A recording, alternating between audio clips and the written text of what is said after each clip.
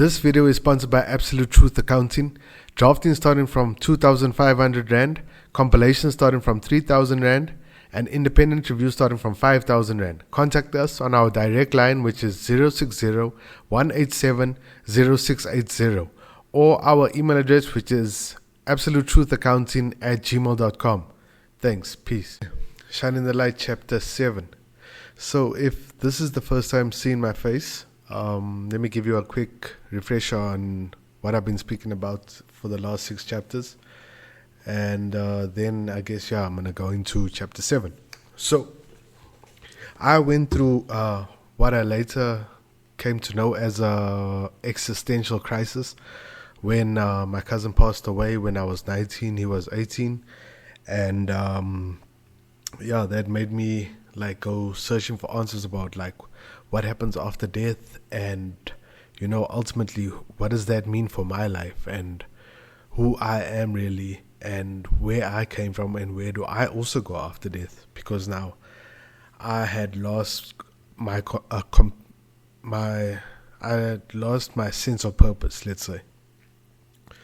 So I immediately go to science, and I discover that science also, it's just theoretical and they don't have definitives, so to speak, right? But I need something that's real, and it means it's true, because I am I've lost my sense of joy in life, and I've never been suicidal, but life just didn't make sense anymore. So that leads me to science, and science being incomplete. Then I have a heart-to-heart with my sister one night, and because she's spiritual, she gives me insights into how God works and, what it really means type thing. And then I say to myself that, hey, that could be plausible. I'm a logical person, but it seems like there's logic that works with God. And if there is a God and he's this powerful, I'm sure he must have given us a way we can get insight into him, right? And so I use my logic to try to determine what God is.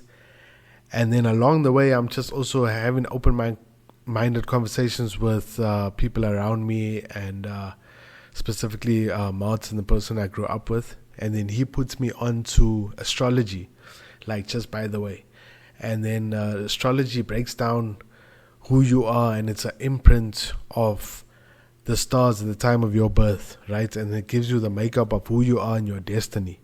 So that was along the way, because I was already having other open-minded conversation with myself about what life could be and stuff like that. So when I learned about other these are called pseudoscience. It's not science, it's pseudoscience, which means it's not fully provable by the scientific framework, which I'm going to explain what the scientific framework is just now. So this pseudoscience astrology, I go into it in a Western astrology sense and then an Eastern astrology sense, right? Then Eastern astrology becomes too accurate about who I am and what my destiny life will be, and it up until this point it made perfect sense about what my life has come and how my life has turned out and who I am as per the stars when I was born. So that leads me to want to know more information about this. Hey man, who wrote this thing? This is incredible. This is perfect. So that leads me to the Vedic scriptures, and the Vedic scriptures have 4 main groups, which is the Rig Veda, Yajur Veda, Sama Veda, and what's the last Veda? Always forget the last Veda's name. No, I got the web right here. Vedas. Atharva Veda. So I don't know if I'm even saying these words right. It comes from my own religion, but we don't even speak this language anymore. So there's 4 main Veda, but that leads me to the Vedic scriptures, right? And the Vedic scriptures leads me to, it says that the crown jewel of the Hindu religion is the Bhagavad Gita, And I'm a Hindu, and I don't even know these things. We don't practice these things in our culture, and we don't really go to Sunday, like we don't go to church on Sundays and stuff. But we have a shrine in our house, and we do like rituals that tie up to a higher order. I always like understood. I didn't understand what it was, but I knew it was for God stuff, But we don't have like we don't read a book, so to speak, all the time. But now this thing that I found from Eastern astrology being too perfect leads me to the Vedas. Then it says I must read the Bhagavad Gita because that's a crown jewel of this information I just found. I was like, okay, I need to read that then. Then when I read the Gita, coincidentally, it explains, because remember, science only has a theory of where the universe came from. And they don't know where we go after death and what consciousness is, which was my main questions that I was asking. Or not consciousness, I was asking what fulfillment is, right? Which is, so where do we come from? Where do we go after death? Who am I really? And what is consciousness? Because, what is fulfillment? Because fulfillment, like, it seems to tie in with everything in life. So that was like my main questions. Then I read the Gita that like the astrology put me onto. And it's like,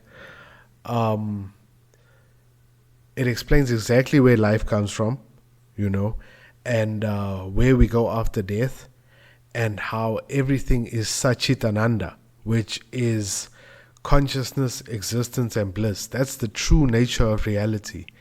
And everything stemmed from Krishna, and everything will return to Krishna.